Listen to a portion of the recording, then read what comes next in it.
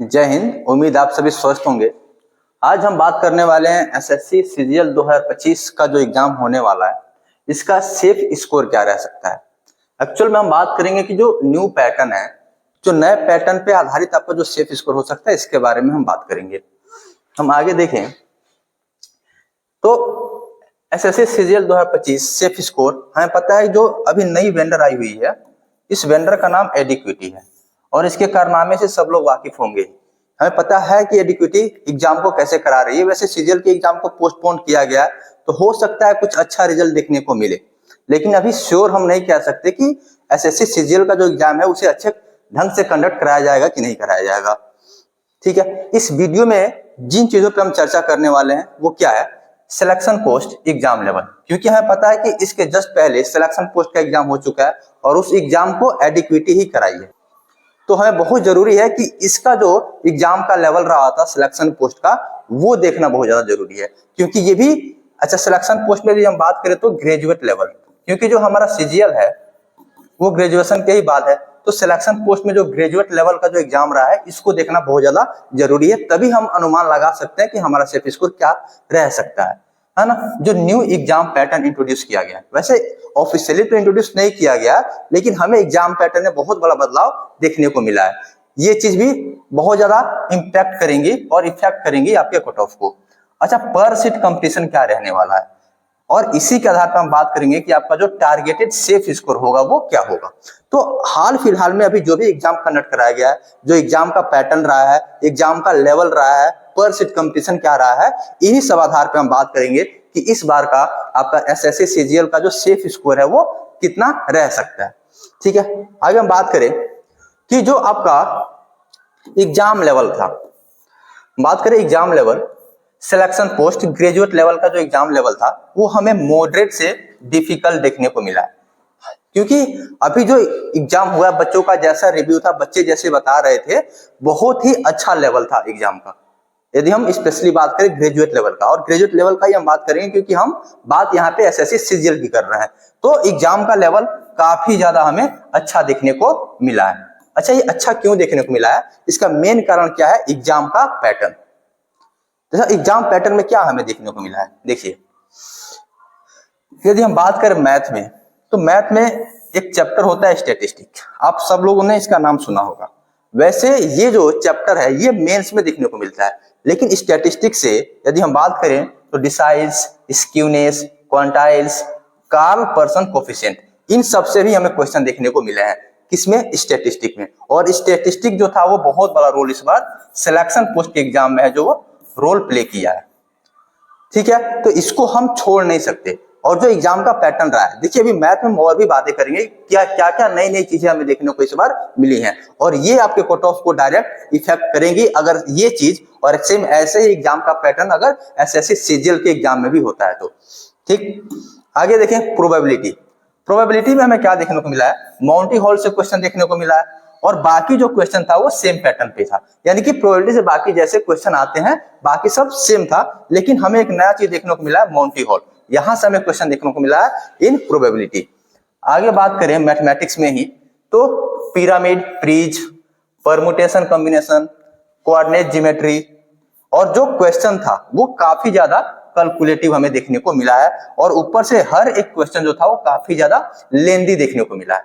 और यदि same pattern को एसएससी फॉलो करती है, अगर एडिक्विटी फॉलो करती है, तो आपका इस बार का जो कट ऑफ रहेगा उसके बारे में हम चर्चा करने वाले हैं। और ये सब चीजों को ध्यान में रख के ही हम आपको जो भी एक्सपेक्टेड जो कट ऑफ बताएंगे, इन सब चीजों को ध्यान में रख के ही बताने वाले हैं, क्योंकि ये सारी चीजें हैं जो कि आपकी मेंस में है और वैसे प्री में हमें देखने को मिला है सिलेक्शन पोस्ट के एग्जामिनेशन में। और सेम पैटर्न को अगर एसएससी फॉलो करेगा तो ये आपके कट ऑफ को बहुत बड़े लेवल पे इफेक्ट करेगा। ठीक, तो हम अभी क्या देख रहे थे, मैथ्स के वो चैप्टर देख रहे थे जो कि इस बार पूछा गया है। ठीक है, ये था मैथ्स का सेक्शन। आगे हम बात करें जीएस, तो जीएस में हमें क्या देखने को मिला है, देखिए जो इकोनॉमी के क्वेश्चन देखने को मिले हैं वो बेस्ड ऑन रीसेंट डाटा, यानी कि रीसेंट डाटा के ऊपर बहुत ज्यादा जो इकोनॉमी का जो क्वेश्चन था वो रीसेंट डाटा के ऊपर बेस्ड हमें देखने को मिला है, यानी कि जो रीसेंट डाटा आया हुआ है उसी पे आधारित हमें क्वेश्चन देखने को मिला है इन द बात करें तो इकोनॉमिक सेक्शन। अच्छा, जो करंट अफेयर्स है वो फिक्स नहीं है, कि 1 साल तक आएगा, 1 साल का आएगा कि 2 साल का आएगा। ये चीज भी हमें सिलेक्शन पोस्ट एग्जामिनेशन में देखने को मिला है कि जो करंट अफेयर है इसका जो टेन्यूर है वो फिक्स नहीं है कि बस 1 साल का, वैसे 2-2, 3-3 साल का भी जो करंट अफेयर है वो पूछा गया है। और सबसे जो परेशान करने वाला चीज था वो था स्टेटमेंट बेस्ड क्वेश्चन, क्योंकि बच्चे जो है वो वन लाइनर तैयार करके चले जाते हैं, जो कि हमें देखने को इस बार के पेपर में नहीं मिला है, और ये भी आपके कट ऑफ को बहुत ज्यादा इफेक्ट करने वाला है। तो अभी हम जो भी पॉइंट रखेंगे, जो जिन भी चीजों के बारे में बात करेंगे, ये डायरेक्टली आपके कट ऑफ को इफेक्ट करेगा अगर एसएससी सेम पैटर्न को फॉलो करती है तो। ठीक, तो ये था जीएस के बाद यदि हम बात करें तो रीजनिंग में हमें कोई बहुत बड़ा बदलाव देखने को नहीं मिला। जैसे सेम सिलेबस, जैसे सिलेबस है सेम, वैसे ही हमें इसमें क्वेश्चन देखने को मिले हैं। तो रीजनिंग में कोई ज्यादा उतार चढ़ाव नहीं देखने को मिला। हाँ, ये है कि जो स्टेटमेंट टाइप के जो क्वेश्चन होते हैं, जैसे कि cause and effect, statement and conclusion, statement and assumption, तो इन सब चीजों से हमें क्वेश्चन देखने को मिले हैं। बात करें तो रीजनिंग में हमें स्टेटमेंट वाले क्वेश्चन देखने को मिले हैं, और ये भी एक्चुअल में आते मेंस में हमें पहले ही देखने को मिल गए थे। तो आप इन सब चीजों को रीजनिंग में छोड़कर बिल्कुल मत जाइएगा। अगर आप छोड़कर जाएंगे तो हो सकता है कि आपको प्रॉब्लम फेस करना पड़े, क्योंकि हमें cause and effect, statement, conclusion, assumption, ये सारे क्वेश्चन देखने को मिले हैं। हम बात करें रीजनिंग में तो आगे देखिए इंग्लिश में इस बार जो वोकेब था वो काफी हमें कम देखने को मिला है, लेकिन वोकेब का एक सबसे बड़ा यूज जो होता है वो कहाँ पे होता है, क्लोज टेस्ट में होता है। तो आप वोकेब को छोड़ नहीं सकते हैं, और जरूरी नहीं है कि सेम पैटर्न को ही एसएससी सीजीएल के भी एग्जाम में फॉलो करे। ठीक है, तो आप वोकेब का जो इंपॉर्टेंस था वो कम था, वोकेब काफी कम देखने को मिला, लेकिन आप इसे छोड़ नहीं सकते हैं। ठीक है, क्योंकि क्लोज टेस्ट में ये काफी ज्यादा हमें हेल्प करता है। वैसे ही PQRS बहुत ज्यादा हमें देखने को मिला है, और बात करें तो किसी किसी शिफ्ट में 6 से 7 क्वेश्चन जो थे वो बस PQRS यानी कि पैरा जंबल के हमें देखने को मिले हैं, 6 से 7 क्वेश्चन। वैसे बात करें स्टेटमेंट और रीडिंग स्किल से बहुत ज्यादा क्वेश्चन देखने को मिल रहा है, तो आप स्टेटमेंट और रीडिंग स्किल को आप बिल्कुल छोड़ नहीं सकते। आप लगातार चीजों को रीडिंग करते रहिएगा, क्योंकि रीडिंग से बहुत इसका अच्छा खासा वेटेज हमें देखने को मिला है। तो रीडिंग स्किल को आप अपने इंप्रूव करते रहिए। अच्छा, अनबैलेंस पेपर हम क्यों कह रहे हैं इसलिए कह रहे हैं क्योंकि किसी किसी सेक्शन से 5-5, 6-6 क्वेश्चन पूछ दिया गया है, और किसी किसी सेक्शन को छुआ भी नहीं गया। हम बात किसकी कर रहे हैं, इंग्लिश की बात कर रहे हैं। तो किसी किसी चीज से, क्योंकि जो पेपर सेट कर रहा है वो एआई सेट कर रहा है, और एआई को जब हम प्रॉपर गाइड नहीं करेंगे, प्रॉपर डायरेक्शन नहीं देंगे, तो वो ऐसे ही देखने को मिलेगा। तो पेपर जो था वो इंग्लिश का वो काफी ज्यादा अनबैलेंसिंग देखने को मिला है। किसी किसी सेक्शन से जो क्वेश्चन थे वो, जैसे अभी आप देख सकते हैं कि जो PQRS के क्वेश्चन किसी किसी शिफ्ट में 6-6, 7-7 क्वेश्चन थे, है ना। वैसे ही हम बात करें तो जो पेपर था इंग्लिश का वो काफी ज्यादा अनबैलेंस देखने को मिला है। अच्छा, ये पिछला ट्रेंड हमें देखना क्यों जरूरी है, क्योंकि ये एडीक्यूटी का पहला एग्जाम था जो एसएससी के फील्ड में वो करा रही थी, और हम बात भी किसकी कर रहे हैं, ग्रेजुएट लेवल। आपका सीजीएल का एग्जाम भी किस लेवल पे होता है, ग्रेजुएट लेवल पे ही होता है। तो इसलिए इस चीज को देखना काफी ज्यादा जरूरी है। ठीक, आगे देखें तो अब हम बात करेंगे कि परसिट कंपटीशन क्या रहने वाली है। ठीक है, बाकी इसके पहले हमने एग्जाम के पैटर्न को समझ लिया, एग्जाम का जो लेवल रहा था उसके बारे में भी हमने बात कर लिया। बहुत सारे बच्चे थे, बहुत सारे लोग थे, टीचर थे, सब लोग एग्जाम के लेवल को लेकर परेशान थे जब टीसीएस एग्जाम करा रहा था। तो लेकिन इस बार भले ही बहुत सारा दिक्कत हुआ है, लेकिन एक चीज जो है एडीक्यूटी ने सही किया है, वो एग्जाम के लेवल पे काम किया है और एग्जाम के पैटर्न के साथ खिलवाड़ किया है। तो एग्जाम के पैटर्न के साथ जब खिलवाड़ होता है तो जाहिर सी बात है आपका कट ऑफ नीचे जाता ही है। अच्छा, हम यहाँ पे देखेंगे कि परसिट कंपटीशन इस बार क्या रहने वाला है। डाटा हम आपके सामने लाए हुए हैं 2021, 22, 23, 24 और इस बार यानी कि 2025 का। देखिए 2021 में यदि हम बात करें तो टोटल जो एप्लीकेशन बच्चे जो भरे थे वो 20 लाख एप्लीकेशन भरा गया था, और नंबर ऑफ वैकेंसी था लगभग 7700 के करीब, और परसिट कंपटीशन हमें 270 देखने को मिला था। सिमिलरली 2022 में क्या हुआ, जो टोटल एप्लीकेशन भरे गए थे यानी जिन बच्चों ने आवेदन किया था उनकी संख्या 34 लाख थी, और वैकेंसी कितना था आपका 36,001, यानी कि लगभग 36,000 हमें वैकेंसी देखने को मिला था। और यहाँ पे परसिट कंपटीशन काफी ज्यादा कम था क्योंकि इस बार वैकेंसी काफी ज्यादा हो गई थी। अच्छा, 2023 में हम बात करें तो जो टोटल बच्चों ने आवेदन किया था उनकी संख्या अप्रोक्स 25 लाख के आसपास थी और टोटल नंबर ऑफ वैकेंसी लगभग 8000 के करीब थी। अच्छा, यहाँ पे पर सीट कंपटीशन हमें 314 देखने को मिला था।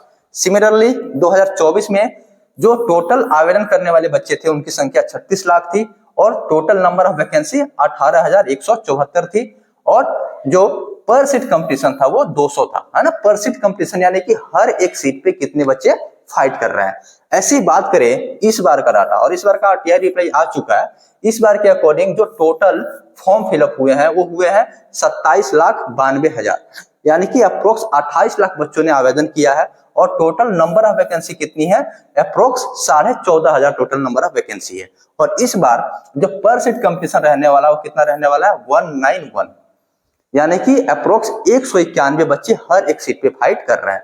अच्छा, ये जो 191 है ना वो देखने में बड़ा लग रहा है। हमें पता है कि हर बार क्या होता है कि अप्रोक्स 50% जो बच्चे हैं यही एग्जाम देने आते हैं, यानी कि जो 50% बच्चे हैं यही एग्जाम देने आते हैं। अगर इसका 50% किया जाए तो आपका पर सीट जो कंपटीशन है 191 से कितना हो जाएगा आपका 95,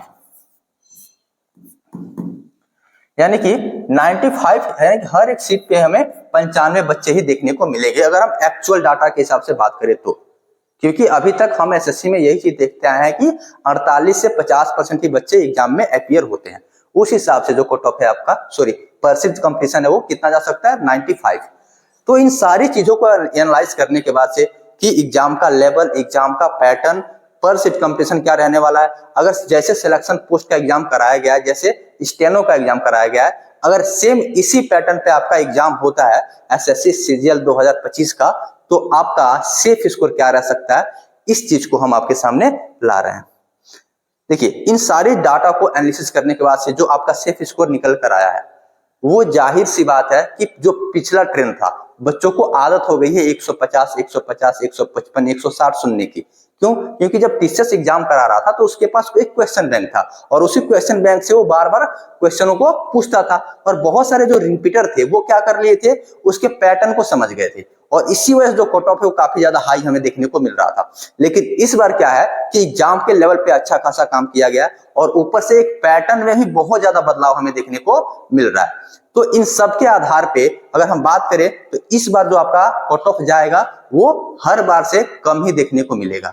और आपका सेफ स्कोर क्या रह सकता है, अगर इस विषय पे हम बात करें तो यदि आप जनरल कैटेगरी से हैं तो 130 प्लस अगर आपके नंबर आ रहे हैं, यदि 130 प्लस अगर आपके मार्क्स आ रहे हैं तो ये बहुत अच्छा मार्क्स है। देखिए, बहुत सारे बच्चों को ये मार्क्स कम लग सकता है, लेकिन जैसे एग्जाम का लेवल है और जो एग्जाम के पैटर्न के साथ जो छेड़खानी की गई है, अगर अब से कोई बच्चा स्टैटिस्टिक, प्रोबेबिलिटी और इतने सारे टॉपिक जो न्यू लॉन्च की गई जिसके बारे में अभी हमने बात किया, अगर अब से भी कवर करना चाहे तो वो पूरा 100% कवर नहीं कर पाएगा। वैसे ही हमें इंग्लिश में भी देखने को मिल रहा है ना। रीजनिंग तो सेम है लेकिन स्टेटमेंट के सवाल हमें देखने को मिल रहा है। जीएस में भी काफी ज्यादा स्टेटमेंट के सवाल देखने को मिल रहा है। ठीक है, तो इनके आधार पर बात करें तो अगर 130 प्लस अगर आपके मार्क्स आ रहे हैं, अगर रॉ मार्क्स आ रहे हैं तो ये बहुत अच्छा है, बहुत अच्छा मार्क्स है। वैसे आगे हम बात करें ओबीसी कैटेगरी तो 128 प्लस, अगर एससी कैटेगरी की बात करें तो 110 प्लस अगर आपके नंबर आ रहे हैं तो बहुत अच्छा है। और एसटी कैटेगरी की हम बात करें तो 105 और ईडब्ल्यूएस कैटेगरी की बात करें तो 125, यानी ये वो नंबर है जिसको आप इस बार के एसएससी के एग्जाम में टारगेट कर सकते हैं। ठीक है, अब एग्जाम का जो लेवल रहा था सिलेक्शन पोस्ट का, अगर इसी पे आधारित, अगर इसी पैटर्न पे आपका जो है सीजीएल का एग्जाम कराया जाता है तो आपका जो कट ऑफ है वो इससे ज्यादा देखने को नहीं मिलेगा। तो इन सारी चीजों को एनालिसिस करने के बाद से हम आपके सामने ये वीडियो लेकर आए हैं। तो जो भी डाटा हम आपको बताए हैं ये वेल एंड गुड है। अगर आपका स्कोर न्यू वेंडर, देखिए अब आप जो मॉक टेस्ट लगा रहे हैं कोशिश कीजिए कि जो न्यू, क्योंकि बहुत सारी कंपनियां हैं, बहुत सारी एजेंसियां हैं जो कि मॉक टेस्ट प्रोवाइड कराती हैं, अब वो भी वेंडर के हिसाब से आपको मॉक टेस्ट प्रोवाइड करा रही हैं। तो आप कोशिश कीजिए कि जो एडिक्विटी का जो मॉक टेस्ट है उसको आप देने का प्रयास कीजिए और आप जब उस मॉक को देंगे ना आपको आइडिया लग जाएगा कि 130 नंबर छोटा नहीं है, बहुत ज्यादा नंबर है अभी इस समय के एग्जाम के लेवल के हिसाब से बात करें तो कोशिश कीजिए कि आपका जो स्कोर है वो यहां तक जरूर आ जाए। लगातार मॉक टेस्ट देते रहिए, प्रैक्टिस करते रहिए, अपनी कमियों को पहचानिए और उस पर काम करते रहिए। आपका सिलेक्शन इस बार जरूर सुनिश्चित हो जाएगा, आप मेहनत अगर ईमानदारी से करेंगे तो आप ईमानदारी से मेहनत करते रहिए और इस बार के रिजल्ट में अपने नाम को सुनिश्चित कीजिए। उम्मीद है आपको ये वीडियो अच्छा लगा होगा, हमारा मेहनत अच्छा लगा होगा। आप हमारे चैनल से जुड़े रहिए। धन्यवाद।